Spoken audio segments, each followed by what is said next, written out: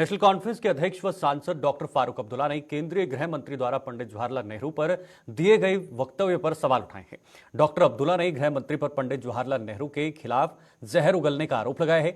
गृह मंत्री ने अपने वक्तव्य में अनुच्छेद 370 के लिए पंडित जवाहरलाल नेहरू को जिम्मेदार ठहराया था। इस खबर पर अपडेट लेंगे, लेकिन पहले आपको बताएंगे कि कल जो है वो सुप्रीम कोर्ट ने धारा 370 को लेकर एक अहम फैसला दिया है। उन्होंने कहा है कि जो केंद्र सरकार ने फैसला लिया है वो बरकरार रहेगा। लेकिन उससे पहले गृह मंत्री अमित शाह द्वारा एक बयान दिया गया था जिसमें उन्होंने कहा था कि इसके लिए जिम्मेदार जो है वो पंडित जवाहरलाल नेहरू हैं। लेकिन उसके बाद अब ये नाराजगी जो है ये साफ तौर पर यहां पर डॉक्टर फारूक अब्दुल्ला ने यहां पर जाहिर किया है।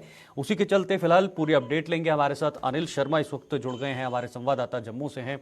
अनिल, ये जो बयान यहां पर दिया है फारूक अब्दुल्ला ने, डॉक्टर फारूक अब्दुल्ला ने, इन्होंने कहा है कि उसके लिए पंडित नेहरू जिम्मेदार नहीं हैं बल्कि कुछ और लोग हैं जो इस कैबिनेट में बैठे हुए थे, जिसमें उन्होंने कुछ और लोगों का नाम भी लिया है। तो कैसे इस बयान को देखा जा सकता है? देखिए, लगातार संसद भवन में हमने देखा कि किस तरह से बयानबाजी जो है वो देखने को मिली है और तीखी नोकझोंक जो तक जो है वो रही है।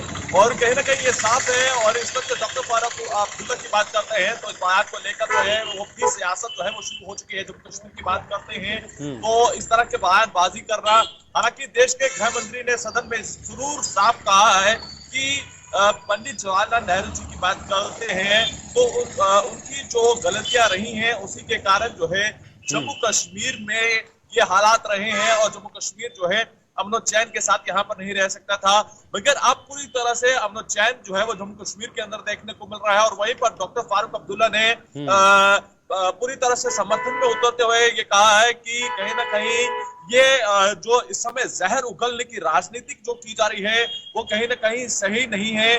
तो इस बयान के बाद जो है अब जम्मू कश्मीर के अंदर भी सियासत जो है और भी गर्मा चुकी है। और क्योंकि इससे पहले हमने देखा कि कल भी देश के गृह मंत्री की बात करते हैं तो सदन में जिस तरह से दोनों विधायकों को जो है वो पारित किया गया है दोनों सभाओं में, चाहे वो राज्यसभा हो लोकसभा हो, तो कहीं ना कहीं उसके बाद भी राजनीति पूरी तरह से गर्माई हुई है। कल हमने देखा कि जब सदन के अंदर गृह मंत्री जो है अपना अभिभाषण रख रहे थे तो उस अभिभाषण में उन्होंने ये साफ कहा कि जम्मू कश्मीर में चाहे वो आतंकवाद हो, कहीं ना कहीं जो नॉर्थ ईस्ट में उन्होंने कर दिखाया है भाजपा ने और केंद्र की सरकार ने जो आत्म समर्पण हमने देखे हैं वो कहीं ना कहीं अब जम्मू कश्मीर के अंदर भी इसी तरह की नीति को पूरी तरह से इम्प्लीमेंटेशन करना होगा। और जो कहीं ना कहीं आतंक के राह पर चल चुके हैं और कहीं ना कहीं ये जो डॉक्टर फारूक अब्दुल्ला की बात करते हैं जो उनकी तरफ से बयान किए गए हैं तो कहीं ना कहीं उनका ये साफ कहना है कि इस तरह की टिप्पणी करना ये सही मायने में सही नहीं ठहराया जा सकता। क्या इस फैसले के बाद जो 370 पर यहाँ पर सुप्रीम कोर्ट ने फैसला लिया है, क्या आपको लगता है ये कुछ लोगों की बौखलाहट जो है वो बयां कर रही है? क्योंकि उन्हें उम्मीद थी ये फैसला उनके पक्ष में होगा, लेकिन उनके पक्ष में नहीं हुआ।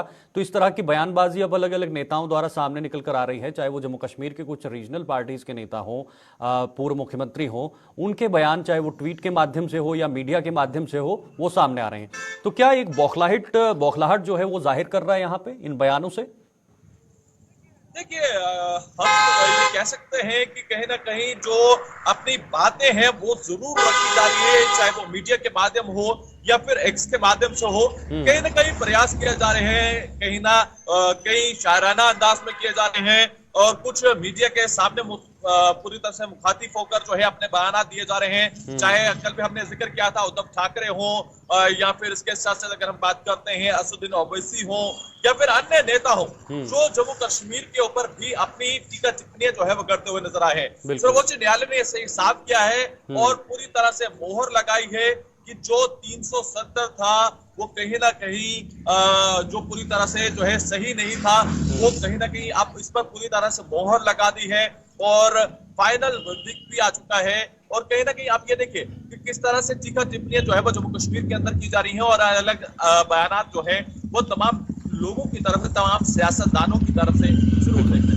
बिल्कुल जरूर अनिल, एक सवाल और रहेगा क्योंकि सुप्रीम कोर्ट ने यह भी साफ कर दिया है कि जल्द से जल्द इनको स्टेटहुड यहां पर दिया जाए और साथ ही साथ चुनाव करवाए जाए, उसके लिए डेडलाइन भी साफ कर दी है। तो क्या आपको लगता है यहां एक कहीं ना कहीं पॉजिटिव पॉइंट है उन लोगों के लिए जो 370 के पक्ष में थे उन्हें ये भरोसा मिला है कि यहाँ पर जल्दी जल्दी चुनाव होंगे।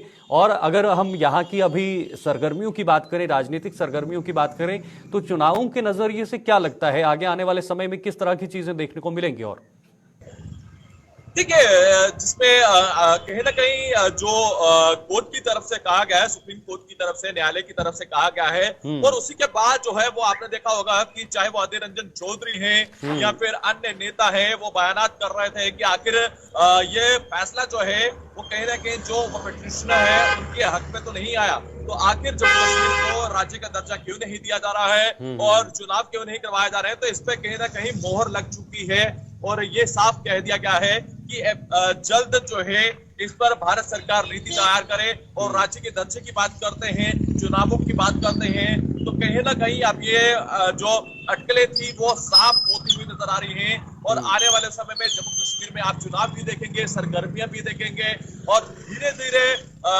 अगर हम लोकसभा की बात करते हैं तो लोकसभा के भी चुनाव, हालांकि इसका कोई फाइनल डेट जो है वो अभी जारी नहीं किया गया है, मगर अब ये साफ है कि अगला वर्ष 2024 जो है वो चुनावों से भरा रहने वाला है।